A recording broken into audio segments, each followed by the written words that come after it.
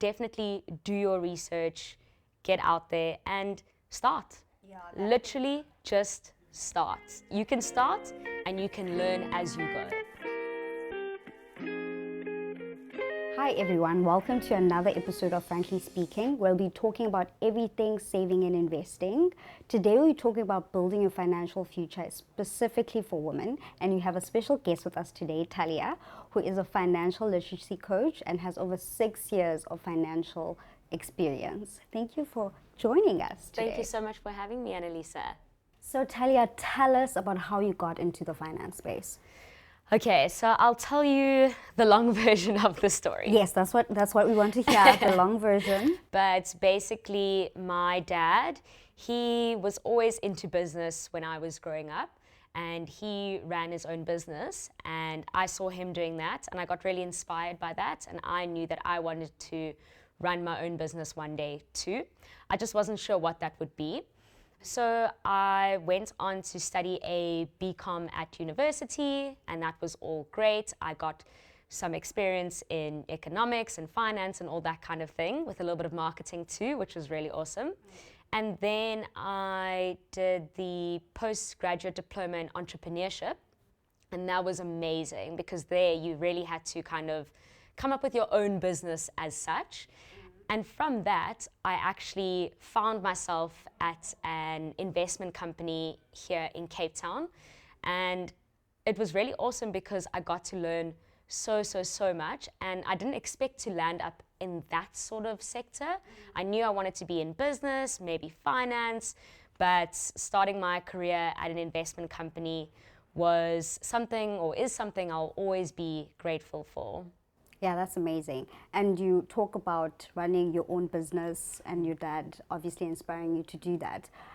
Just on that, you also have a blog, Yes.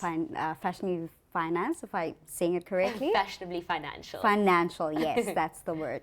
It's also such an interesting name. Can you maybe tell us more about the blog and why you chose to name it that? Sure. So when I was working at the investment company, I was looking for something else, just something extra on the side to do in my free time. And I was learning so much about educating people on how to invest and, the process of doing that. And I felt like I was getting so much experience, and I personally thought that I was quite good at communicating difficult concepts to people. To the everyday individual, like me, for example. And then I wanted to make finance cool. Yeah. So, finance, typically we watch programs like Suits, I know that's law, but Billions or whatever it is, it's these men in suits. And I wanted to change that narrative a bit. I wanted to show that women are also in the finance industry. And then I wanted to kind of put a young spin on it, where making finance fashionable. So it's actually cool to care about your money. It's cool to start investing. It's cool to, kind of engage more in that area of your life, because I think that no matter if you're in the creative industry, if you're in the finance industry, law, teaching, you always are going to have money, and you need to be able to manage that money. Yeah, true, because like finance, when you think about finance, you think stuffy, boring. Yes. Also, like a lot of people are so discouraged for not having any financial literacy, and so that's where that's why they run away from like being involved with investing, or like trying to look at the broader picture and planning their financial futures, because it can be daunting to do. Yeah, it definitely is daunting, and I think even more so when you feel like you can't talk to someone who maybe has had similar experiences to you. So I think that is also a kind of boundary or barrier to the financial industry, but I really wanted to kind of break that down and say, hey, I'm just a normal girl like you. If I can do it, you can do it too. And I love that you just mentioned this, you specifically focus on women. Yes. Because I think you touched on this as well. Finance can be boring, but especially for not boring really, but like stuffy, but especially for women, because we are so discouraged to learn about finance, and we are not ever in that conversation. Men are always the head of the house, they take care of the finances, and that's what we're taught over the years as you grow up. Definitely. So I love that you focus it on like women specifically. What topics do you touch on the blog? So on my blog, I basically focus on investing, the different products that you can invest into, budgeting, living your best life too, because Fashionably Financial is also about making sure that your money can give you the life that you want. I don't want finance to be boring. I don't want it to be I need to look at my budget headache. I want it to be, okay, let me plan how I can, buy that new car, or how I can go on my trip to Greece or wherever it is. So, yeah. Amazing, I love that. And from just your experience working in the finance space, what do you think differs with investing between men and women? Like, what are the differences? Like, what do women need to like look for or plan for, really? Yeah. So I actually wrote a piece about this quite recently. But just some interesting things is that women actually live longer than men. So we then need to plan for a longer retirement. Which we don't think about when we're young, right? It's kind of like the last thing we're actually thinking about. But women do live longer than men, so that means we do need to prioritize our retirement savings. And a way that you can do that is obviously the traditional way where you invest in like a retirement annuity, or you can use different types of products. So like a tax-free savings account, or like the Franc app, for example. You can use these accounts to also prioritize saving for your retirement. So I think a nice thing these days, companies usually have some sort of retirement savings plan for their staff, but that's great. But I think that it's also important to supplement that savings with something like a Franc app, or a tax-free savings account, or even a unit trust investment account. Yeah, that is 100% true. Also, when I read that stat for the first time, I was like, oh, I need to actually start getting my affairs in order, because that's true. And you also wrote a blog on this, and I think it's like a great piece for everyone to check out. So we'll definitely have it on the description box for all you guys to check it out. I think it's got some really great tips. So thank you for writing that, because it also like opened my eyes about how I need to kind of sort of diversify my investments as well.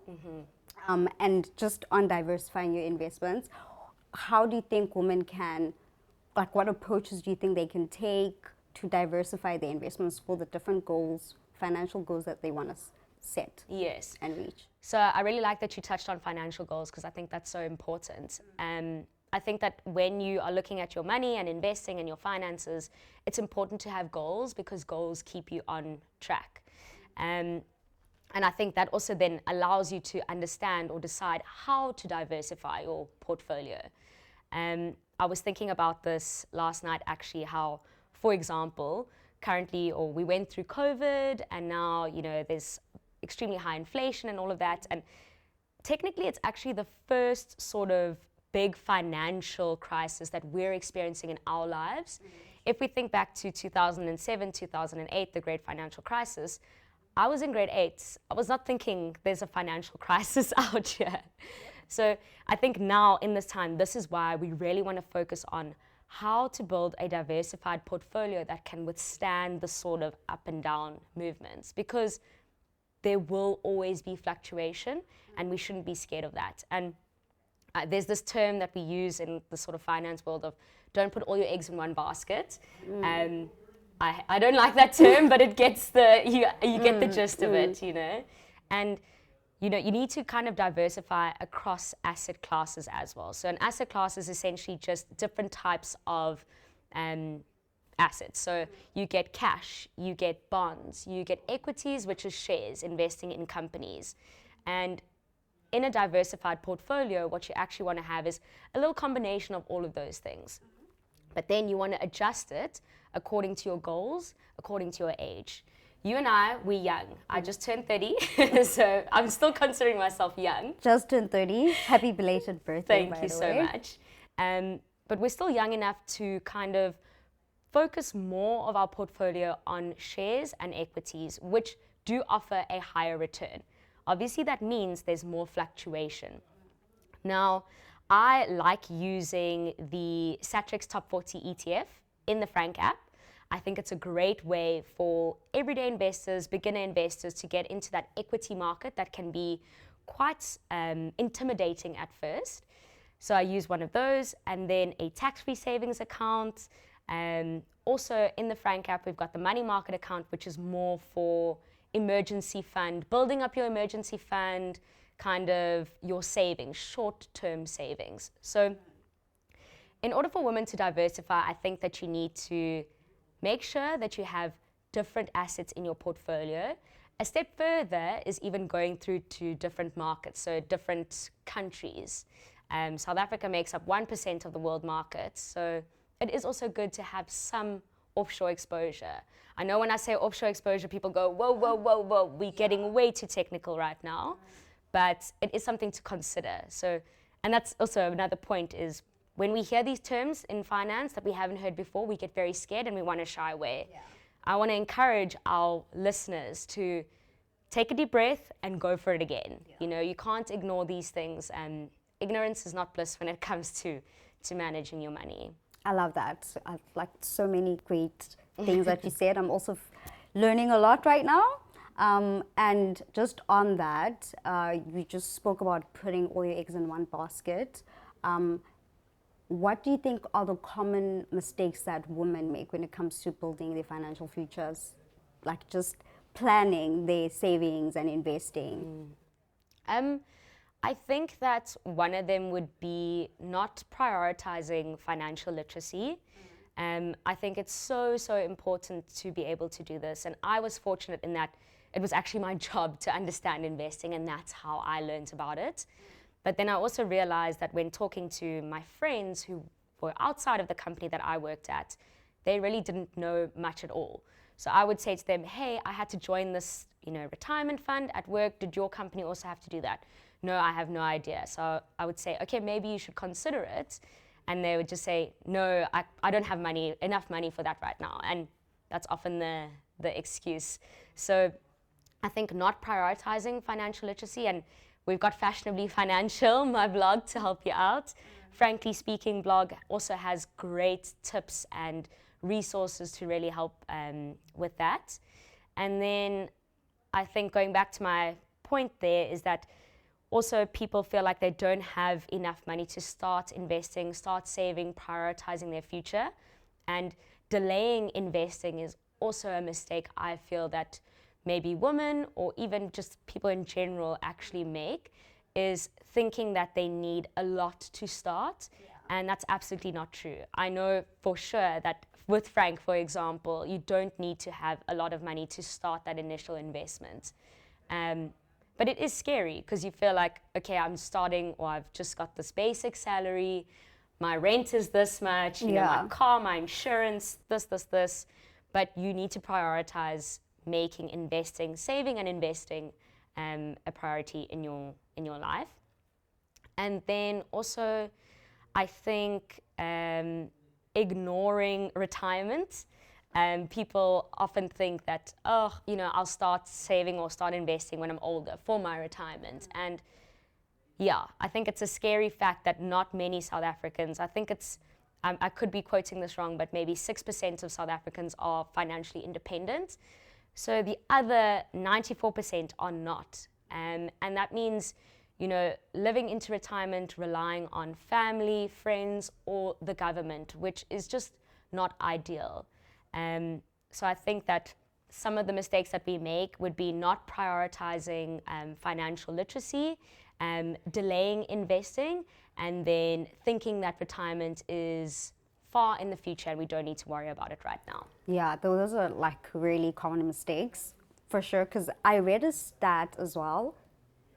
Not a stat, but like the fact that in order for you to retire comfortably, you need to start saving for your retirement at the age of 23 years old. It's the best age. And I realized this after I was 23 years old, so I knew I had to catch up on that. So that is, for sure. I also made one of those mistakes. Yeah. And like any tips for someone that's starting out, all the women out there watching who want to start saving and investing, who are scared, who don't know where to look, all the beginners out there. Yes. So for all my beginner gals out there, I think that it's really nice to have a community, and that's exactly what I wanted to create with Fashionably Financial as well.